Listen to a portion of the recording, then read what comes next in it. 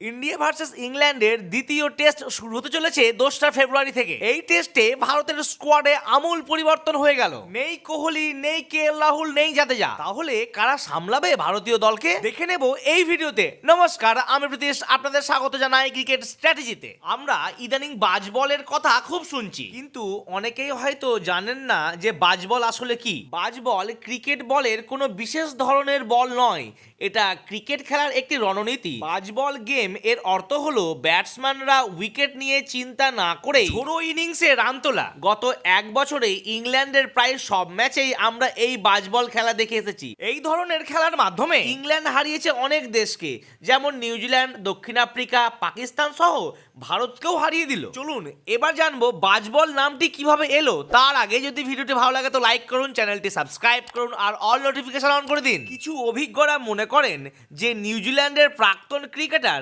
Brandon ম্যাকোলাম England দলের প্রধান কোচের দায়িত্ব নেওয়ার পর থেকেই তিনি দলের খেলার পরিবর্তন এনেছেন। ম্যাককালামের কোচিংয়ে ইংল্যান্ড দল টেস্ট ফরম্যাটে দ্রুত খেলতে শুরু করে এবং টানা জয়ও অর্জন করে।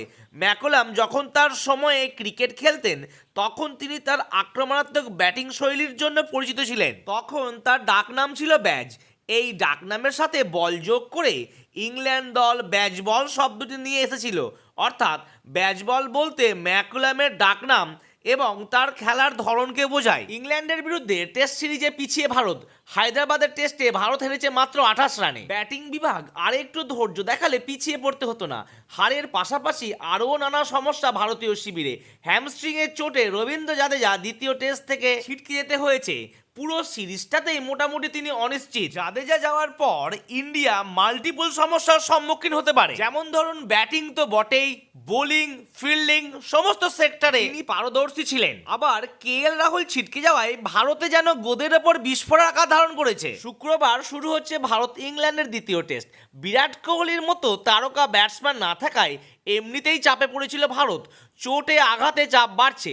বিশাখাপত্তনম টেস্টে অভিষেক হবে সরফরাজ খান কিংবা রজত পাটিদারের মতো ব্যাটসম্যানের। তো বন্ধুরা, রাহুলের বিকল্প হিসেবে কাকে বাছতে চাইছেন আপনারা? তবে হ্যাঁ, আপনাদের অবগতির জন্য জানাচ্ছি আমি, ঘরোয়া ক্রিকেটে ধারাবাহিক পারফরমেন্স এবং সদ্য ভারত এ দলের হয়ে সেঞ্চুরি হাঁকানো সরফরাজ খান যেন খানিকটা হলেও একটু এগিয়ে রয়েছে। তাহলে দ্বিতীয় টেস্টের জন্য এখন এই স্কোয়াড অ্যাভেলেবল হয়ে আছে ভারতে। আর আমার মতে প্রবাবলি 11 এরকম হতে পারে: রোহিত শর্মা, ইয়শস্বী জয়সওয়াল, শুভমান গিল, রজত পাটিদার, শ্রেয়াস আইয়ার, সরফরাজ খান, KS ভারত, অক্ষর প্যাটেল, রবিচন্দ্র অশ্বিন, কুলদীপ যাদব আর বুমরা।